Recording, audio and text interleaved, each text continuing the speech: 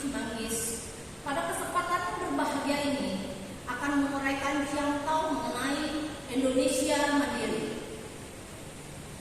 Gerakan Indonesia Mandiri adalah gerakan para penyelenggara negara dan masyarakat untuk mewujudkan perilaku kreatif, inovatif, dan beretos kerja tinggi untuk mewujudkan kemandirian di bidang pangan, energi, dan teknologi dalam menghadapi persaingan regional dan global.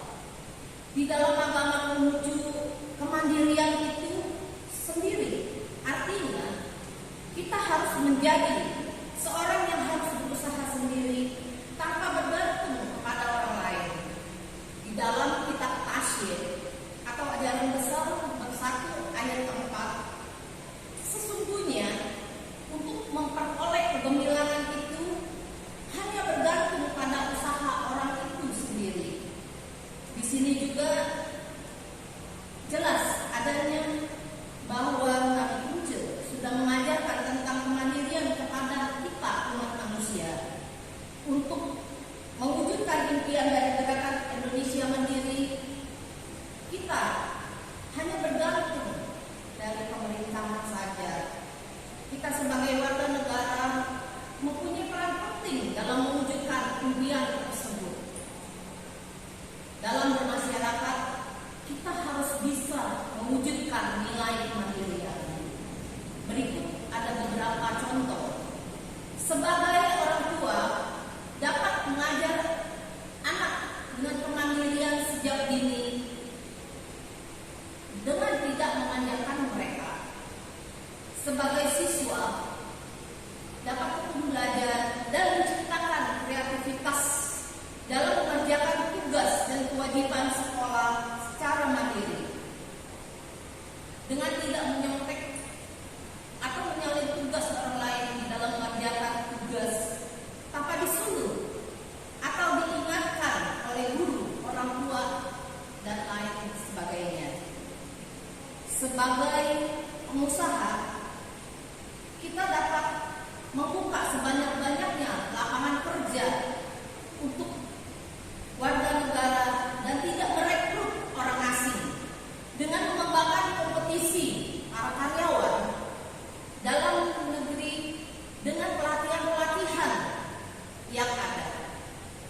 Sebagai konsumen yang mencintai dan menggunakan produk-produk dalam negeri, dan masih banyak lagi contoh lainnya. Contoh kemandirian di bidang pangan, inovatif dalam konsumsi karbohidrat yang tidak hanya berasal dari padi seperti singkong, gandum, poro, sorghum, ubi, sagu, dan biji-bijian lainnya yang dapat dimodifikasi menjadi bahan utama dengan menciptakan ketahanan pangan dan akhirnya tidak mengimpor banyak beras.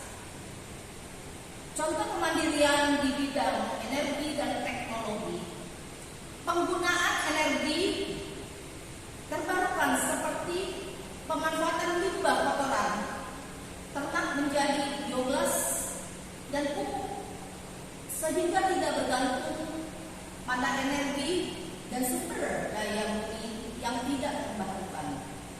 Penggunaan briket atau biogas sebagai pengganti gas untuk memasak dan dapat mengurangi pencemaran lingkungan menggunakan pupuk organik, sehingga mengurangi penggunaan pupuk kimia, sehingga biaya produksi bisa lebih murah dan tidak tergantung pada pupuk kimia.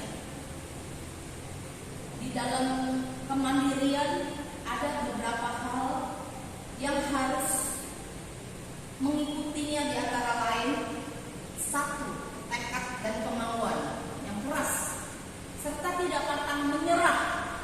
Di dalam kutipan Chung-Yung atau Tengah Sempurna bab 19 pasal 20, bila orang lain dapat berani melakukan 1 kali, maka kita harus berani melakukan 100 kali.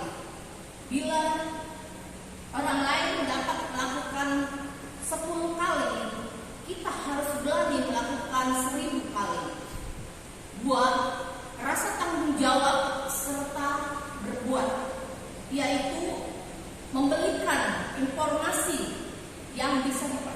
pertanggungjawabkan.